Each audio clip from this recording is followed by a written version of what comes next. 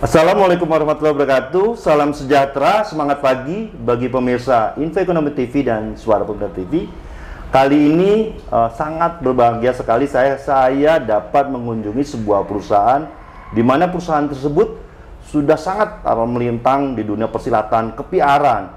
Bukan hanya kita kunjungi sebuah perusahaan PR, tetapi beliau juga salah satu atau menjadi ketua umum dari sebuah asosiasi kepiaran di Indonesia.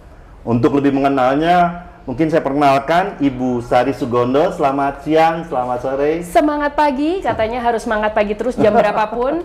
Salam kenal untuk pemirsa Info Ekonomi TV dan Suara Pemerintah TV. Senang sekali. Oke, dewasa ini kita melihat bahwa dunia digital banyak sekali perbincangan di ranah sosial media, juga mungkin kita sering mendengar kata-kata artificial intelligence. AI. Sebenarnya menurut Ibu Sari lah ya, apa sih pandangan Bu Sari tentang AI ketika kita melihat dari sudut pandang angle dari kepiaran?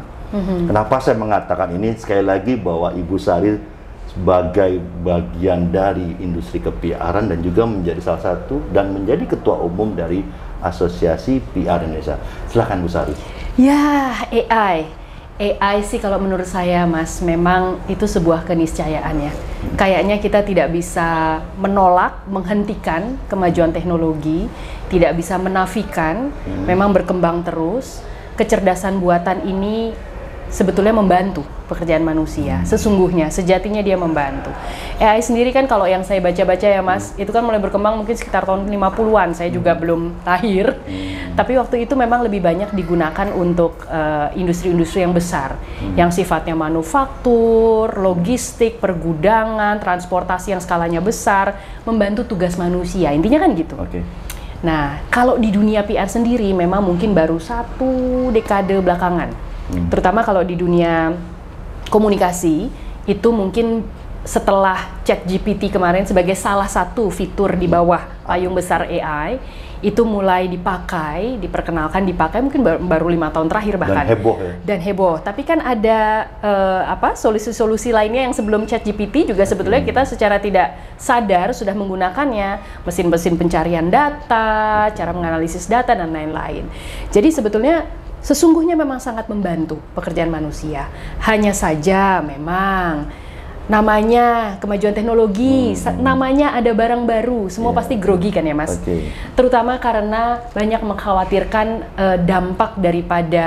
dampak moral maupun sosial. Pertama, takut orang menjadi malas. Jadi cognitive skills-nya atau motorik skills-nya bahkan berkurang. Karena rely on technology, ada machine learning, dia bisa secara otomatis feeding ke manusia tanpa kita harus berpikir. Kemampuan manusia menganalisis karena dia bisa membantu menganalisis, itu dikhawatirkan berkurang. Kemudian yang kedua juga dari aspek moral. Takutnya kan seperti pisau kan punya 2 fungsi ya, untuk berguna, kebaikan, atau untuk menyakiti. Jadi sama, ini juga teknologi juga begitu. Jadi yang dikhawatirkan manipulasi bertambah banyak, kemampuan mesin itu berbuat lebih daripada yang kita duga, kita sangka, dan bisa kita kontrol, itu kemudian semakin menggila gitu ya, meluas. Tapi menurut saya pada akhirnya kembali lagi, satu, teknologi tidak bisa dihentikan, kemajuan teknologi. Yang kedua, manusianya harus adaptif, dia kontrol, kembali lagi pada manusia. Itu adalah teknologi ciptaan manusia, jangan sampai manusia yang dikalahkan oleh teknologi tersebut. Kira-kira begitu. Mengenai bagaimana sih industri PR ini menanggapi kemajuan teknologi AI ini, dan bagaimana kesiapan dari teman-teman secara landscape lah ya, perubahan nanti AI itu seperti apa? Ya, betulnya kayak kami di kantor itu sehari-hari berpraktek, teman-teman yang lain mungkin juga ya, anggota-anggota APRI yang lain, itu sebetulnya mulai dari hulu sampai hilir itu menggunakan kok AI. Jadi mulai dari pertama, Mas, kalau kami ya tugas PR apalagi konsultan, kami di APRI kan konsultan semua ya, Mas. Kami itu kan sering dianggap atau dituntut harus tahu semuanya, terutama sektornya klien. Kamu harus lebih pinter, atau bukan lebih pintar, atau sama pengetahuannya dengan sang klien supaya kita bisa memberikan counsel. Harapannya, ekspektasinya lebih. Ya, karena diminta untuk memberikan counsel kan, jadi kayaknya we have to be on top of everything gitu kira-kira. Nah, itu kita belajar dengan menggunakan AI, ngumpulin data begitu banyak, itu kalau nggak pakai crawling machine, nggak pakai machine yang bisa nangkep berdasarkan keyword, terus gimana? Dari situ AI membantu kami bahkan menyusun preposisi dengan rapi, sesudah itu membantu menganalisis begitu banyak data, narik benang merahnya, yang mungkin kalau pakai otak manusia bisa, tetapi mungkin butuh waktu lebih lama. Betul. Dari situ bahkan AI membantu kami mempertajam segmen audience, Mas. Sama seperti Mas di bank, sebagai nasabah bank, sebagai nasabah bank. Kalau Mas kebiasaan pakai kredit cardnya untuk membeli tiket pesawat ke Singapura setiap akhir tahun misalnya, dia kan lama-lama ngelihat patternnya. Makanya setiap akhir tahun pasti ditawarin perjalanan ke Singapura. Kira-kira begitu. Rekodnya itulah. Exactly. Sama PR kan juga gitu. Mereka akhirnya dengan bantuan segala bentuk teknologi dan solusi aplikasi software apapun ini, kita jadi lebih bisa teliti melihat segmen audiens yang mau kita sasar. Jadi lebih membantu sekali. Membantu, menjadi lebih micro targeting, menjadi lebih personal information, bukan lagi mass melulu gitu. Nah, jadi itu yang sebetulnya membantu kami dalam bekerja. Sudahlah itu kita jadi bisa bikin perencanaan yang lebih baik.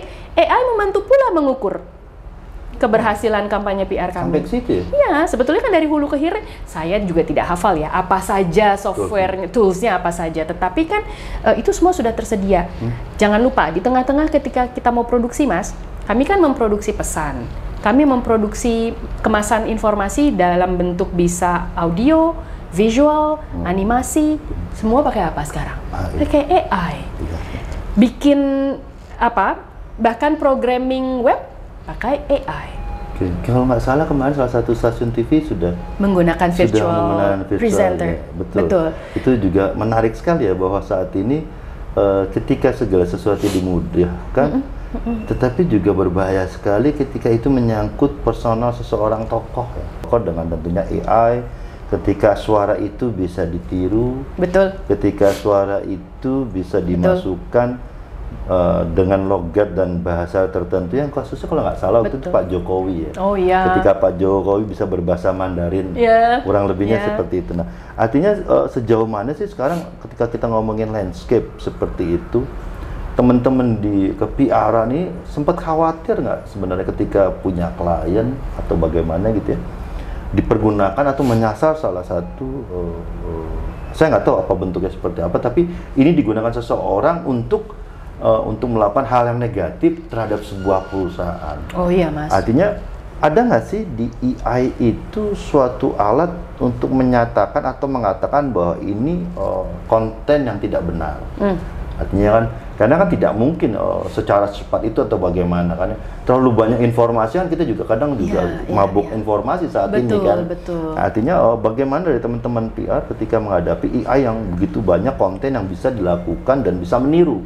Seperti apa teman-teman di jadi yang PR? Mas contohkan itu yang deepfake ya, fiturnya yang deepfake. Bahkan pada saat G20 kemarin kan keluar tuh serinya, ceritanya Vladimir Putin lagi main sama nelayan Indonesia, kemudian padahal nggak datang juga kan. Jadi itu semua tuh bisa dimanipulasi karena orang kemudian masuk ke dalam stream itu, mau ikut apapun motifnya, positif maupun negatif. Ya, memang mengerikan. Kalau pertanyaannya apakah kita memiliki alat tacklingnya ya, itu mungkin lebih tepat untuk ditanyakan ke teman-teman operator media sosial, salah satunya. Ya, selain produsen dari teknologi AI yang mungkin harus ditanya, tapi juga teman-teman operator media sosial, karena semua itu beredarnya di mana? Di channel mereka. Ya kan? Ya, beredar di channel mereka. Sebagai produsen, tidak ada yang bisa menghalangi seseorang untuk menciptakan produk informasi apapun. Orang dari rumahan aja bisa bikin tokoh pura-puraan, bohong-bohongan, memanipulasi bisa. Tapi once dia publish di media sosial, gatekeepernya harusnya sang pengelola media sosial itu. Apakah misalnya ada fitur di mana deepfake-nya sudah sangat keterlaluan, sudah sangat salah ya, terkait erat dengan misinformasi yang terdiri dari whether itu disinformasi atau hoax, ya itu gardanya harus di operator. Mereka harus punya protokol yang lebih kuat untuk memastikan ini tuh salah, ini harus di-ban, atau dia dalam 24 jam harus turun karena membahayakan.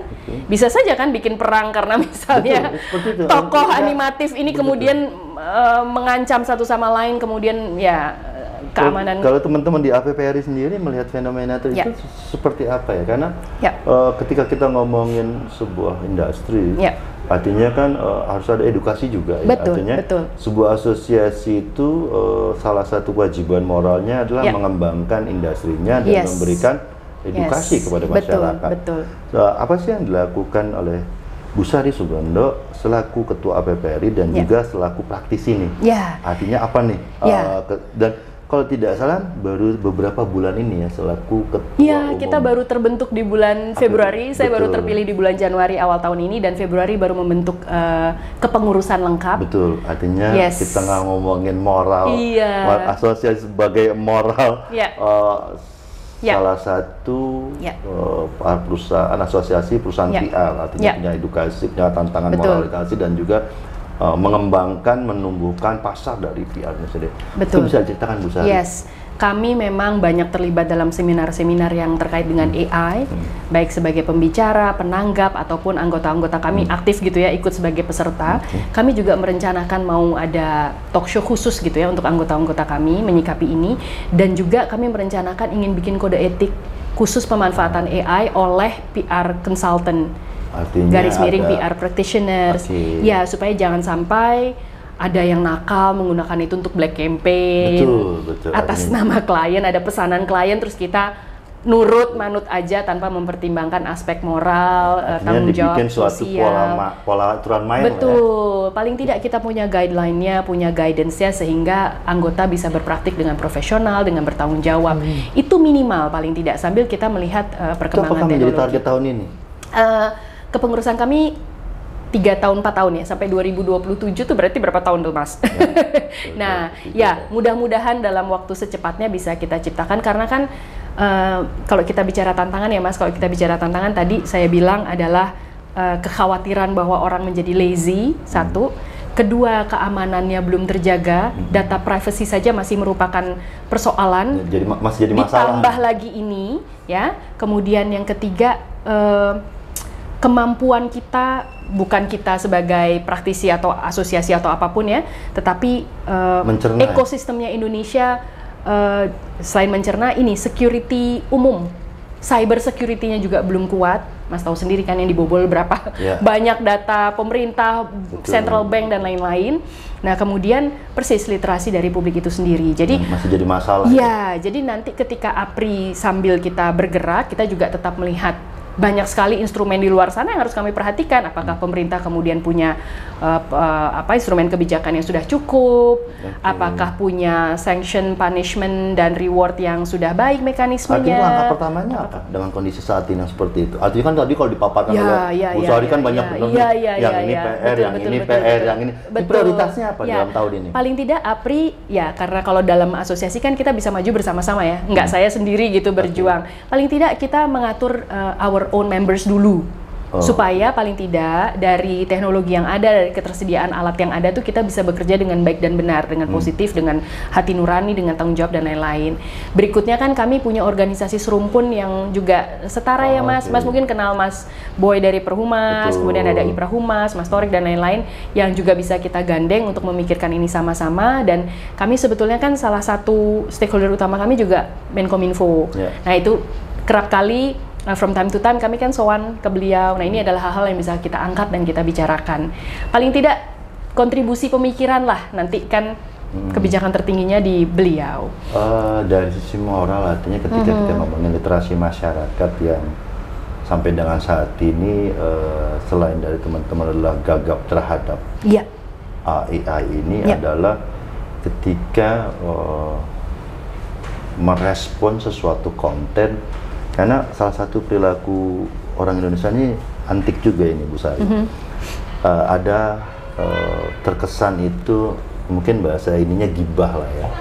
Artinya makin seru tuh makin miring tuh makin seru gitu loh. Nah, ketika melihat perilaku yang seperti itu ditambah dengan yang nanti ada maksud-maksud tertentu dari si pembuat konten, apa nih yang bisa dilakukan oleh PPRI khususnya dan teman-teman yang bekerja di ranah PR gitu ya, baik tadi Perhumas yang disebutkan Mas Boy dan juga Mas Torik dari GPR atau dari Pranata Humas, dari asosiasi PPRI yang Mbak atau Bu Sari Sugondo pimpin ini, ngapain literasi apa yang akan diberikan Karena ini juga berbahaya sekali. Iya, betul. Artinya tadi mengatakan bahwa seperti pisau. Iya, betul. Bisa Ini negatif, bisa positif. malah ada ini Mas, ada semboyan bercanda kalau di antara teman-teman komunikasi. Okay. Orang Indonesia tuh ya, kalau komunikasi sendirian satu arah, khutbah.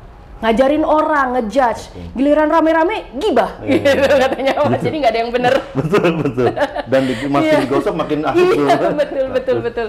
Ya, jadi memang kalau tadi saya bicara yang agak susah-susah ya mengenai bagaimana mengadvokasi kebijakan, punya garda kontrol yang lebih baik dan lain-lain. Konsep-konsep itu saya rasa semua pemangku kepentingan sudah tahu.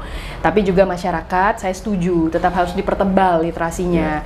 Mereka melek terhadap teknologi aja juga masih, kan kita semua umumnya masih menjadi followers tapi bukan controller terhadap diri sendiri bahkan sekalipun. Nah, mungkin itu yang perlu tingkatkan kesadarannya bahwa kasus kemarin pemilu juga seru loh. Yeah. Artinya pemilu itu kemarin ketika tadi ngomongin kontrol dan juga kontrol diri segala macam, biasanya hal-hal seperti meme atau hal segala macam dengan adanya AI itu jadi lebih seru itu. Artinya wah ini kok aneh-aneh begini ya.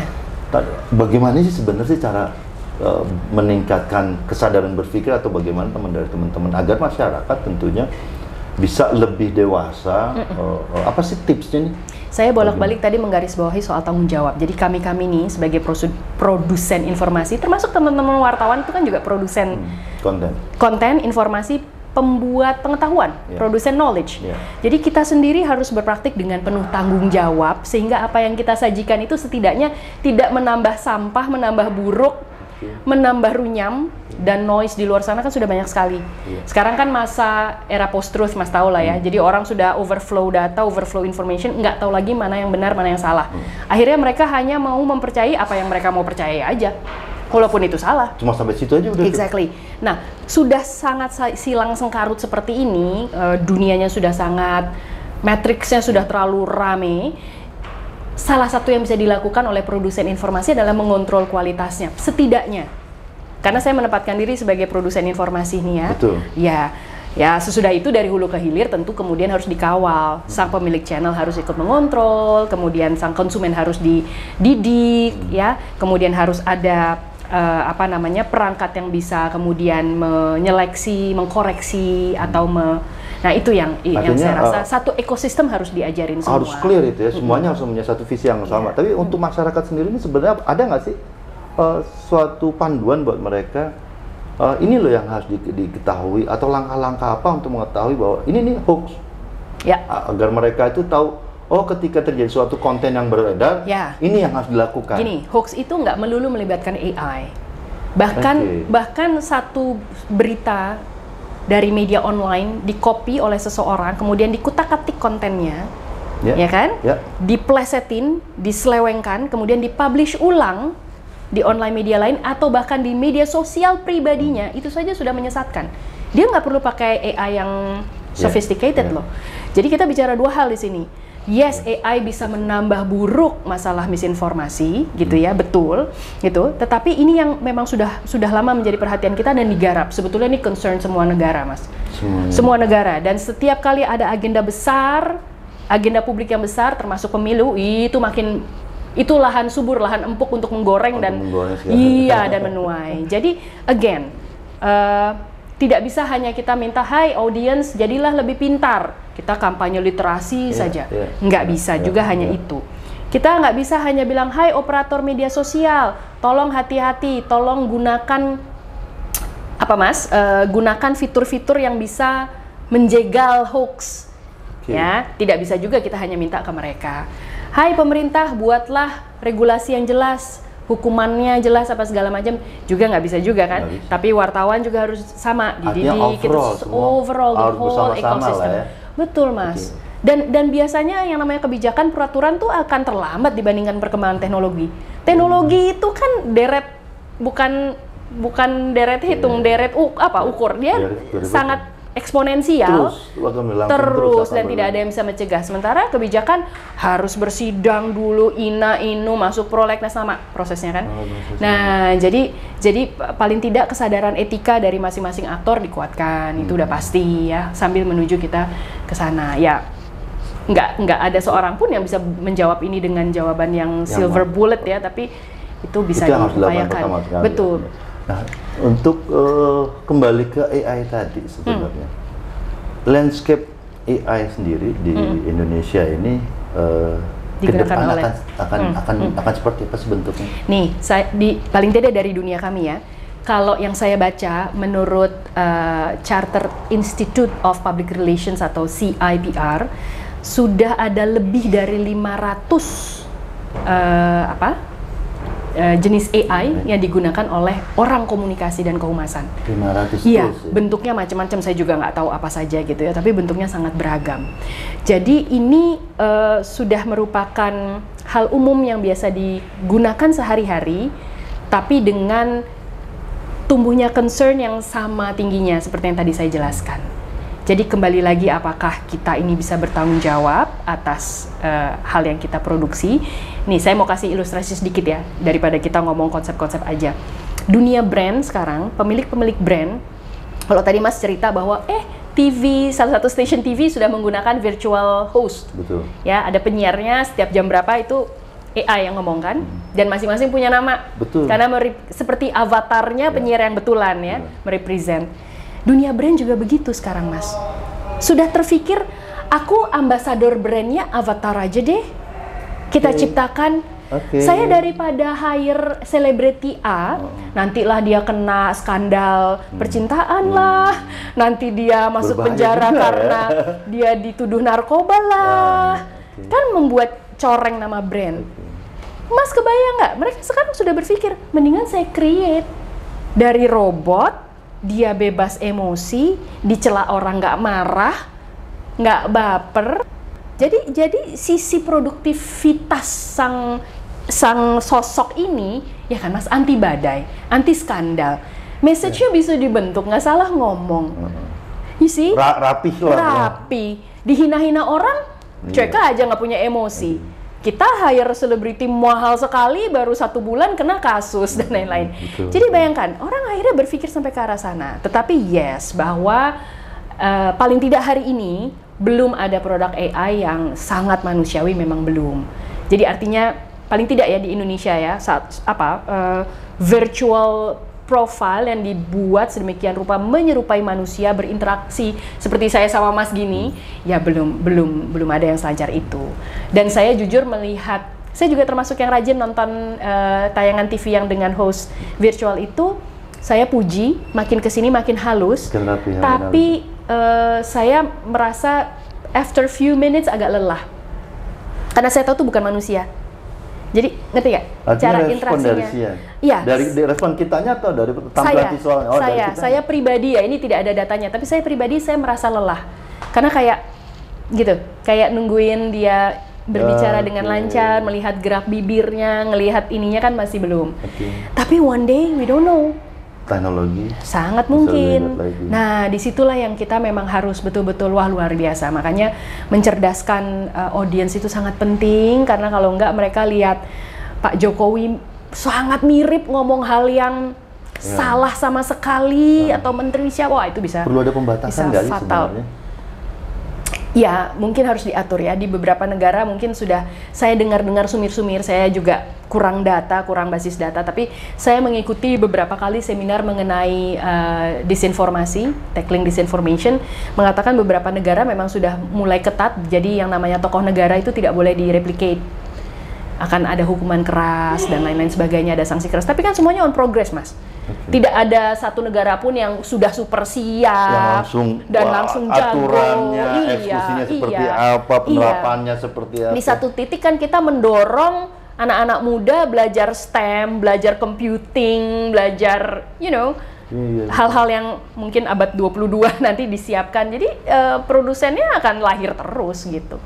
Ketika landscape-nya itu apakah sama nggak sih ketika dunia industri ke PR, sebuah perusahaan atau konsultan PR dengan GPR atau government PR? Artinya apakah penerapan atau landscape dari PR itu sama secara pandangan? Kan cuma tinggal ganti sektor ya.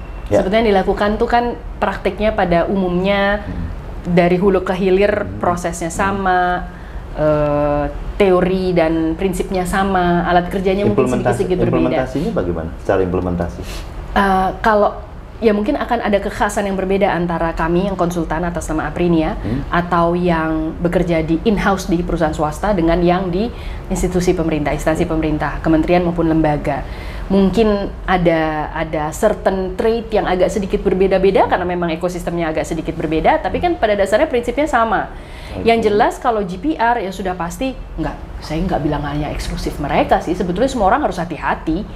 Ya GPR tentunya punya kesadaran kehati-hatian yang lebih karena mereka kan membawa nama dan konsepnya melayani layanan publik, state branding ya, kan bagian dari state branding. Jadi itu mungkin yang perlu kita sorot adalah again kapabilitas teman-teman praktisi di kementerian lembaga. Jadi mereka ya terutama mungkin yang di daerah. Jadi harus keep up gitu. Artinya jadi, kapasitasnya mereka ya? Iya, artinya mereka juga harus disiapin terus Mas. Jadi artinya jangan mungkin sampai tergagap-gagap menghadapi kondisi seperti itu. Betul. Sekarang mengelola big data aja masih puyeng, datanglah lagi barang ini dan lain-lain. Bagaimana mau gini deh, mensintesakan informasi dari segitu banyak data aja belum tentu orang terlatih. Ya kan? Tanpa AI, gitu ya. Jadi kalau misalnya mereka punya keterampilan dasar itu, mereka juga jadi tidak merasa terancam dengan adanya AI, atau dia bisa gini, ibaratnya kita bisa menunggang kuda, ketika datang kuda liar paling tidak kita tahu cara menunggang kuda dan kita bisa menaklukkan, kira-kira gitu.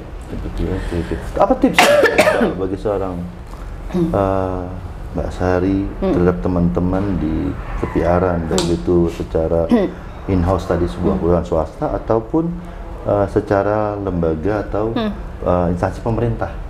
Tipsnya? Ya, tipsnya menghadapi kondisi landscape yang saat ini, ya, artinya teknologi yang terlalu berkembang. Ya itu tadi sebagai profesional nih. Ya, tadi kapasitas diri, kemudian mungkin again Mas ya di lingkup kecil policy, regulasi yang bisa ditegakkan oleh kementerian lembaga tersebut. Sama ini, satu lagi tadi saya belum menyinggung adalah kita kan berkali-kali bertahun-tahun bicara one data. Ya nggak? Satu data. Betul, itu yang benar. Iya. Apakah bisa negara kita mengintegrasikan data dengan aman sehingga ketika kita mau bekerja dengan AI itu datanya tuh sudah valid, berkualitas, tidak ganda, tidak double, tidak tumpang tindih dan lain-lainnya. Setiap sektor punya, apalagi kaitannya dengan layanan publik. Niat kita kan adalah NIK kita akan menjadi your number. Kalau nonton film science fiction kan nomor itu udah disuntikin nih di jidat gitu kan, itu adalah identitas kita, semua layanan di situ. Itu akan mempermudah dan akan mempersempit ruang gerak bagi teman-teman yang menggunakan. Mempersempit, maksud saya menurunkan risiko. Iya. Ya kan, sekarang karena mungkin belum seluruhnya integrated, ya kan, open API itu. Jadi kan ada yang bermain ya, ketika ini nggak terintegrasi, ada yang bermain di tengah tadi ya.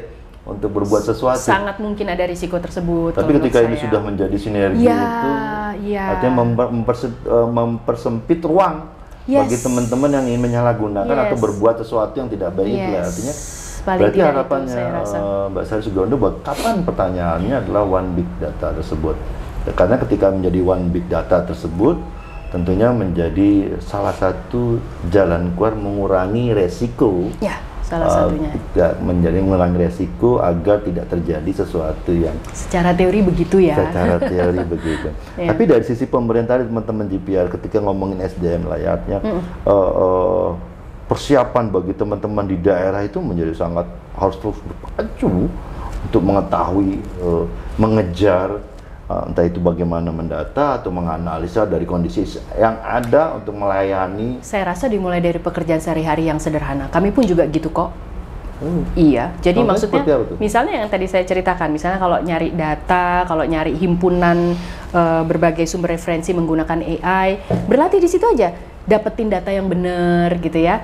Itu kan berlatih juga, probing yang benar, prompting yang benar, kemudian nanti bantu menyusun dengan dibantu atau tidak dibantu AI, hasil temuan tersebut kita susun dengan rapi.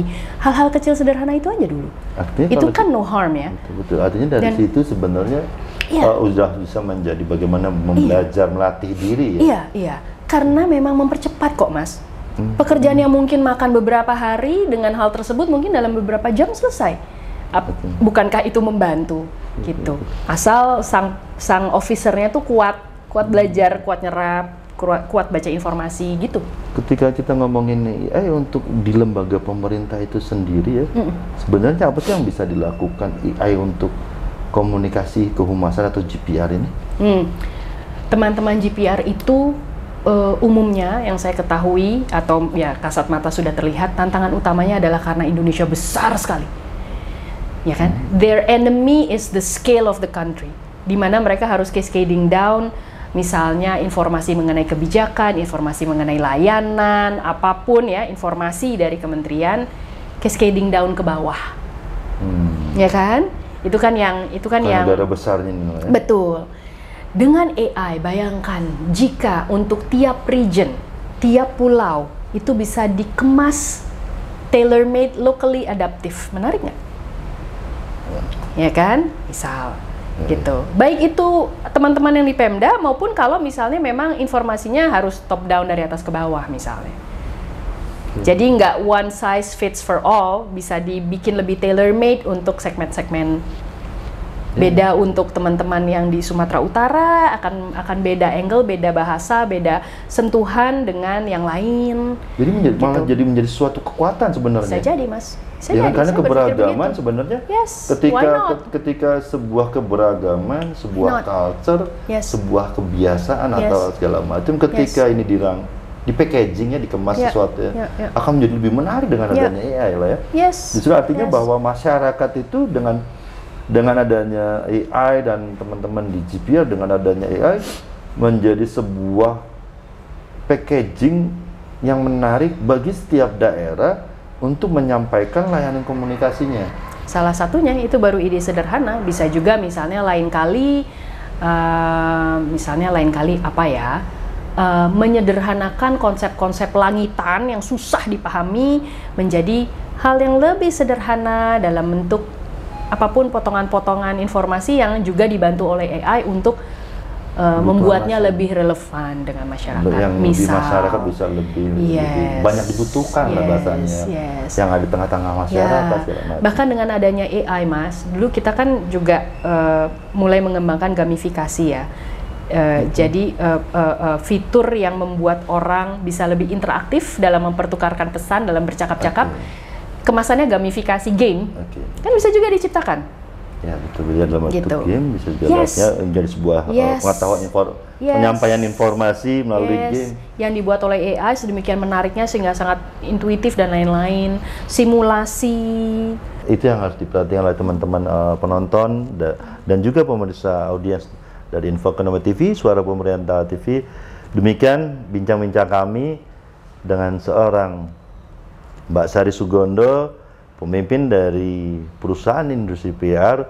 Semoga bincang-bincang kita dapat diambil intisarinya, dapat diambil wawasannya yang menjadi inspirasi bagi kita semua, agar semua pihak menjadi lebih baik ketika ketemu dengan teknologi baru yang namanya AI. Demikian, wassalamualaikum warahmatullahi wabarakatuh. Selamat sore. Semangat pagi. Semangat pagi semuanya. Wassalamualaikum warahmatullahi wabarakatuh. Terima kasih banyak, Mas. Terima kasih banyak. Mari diminum lagi.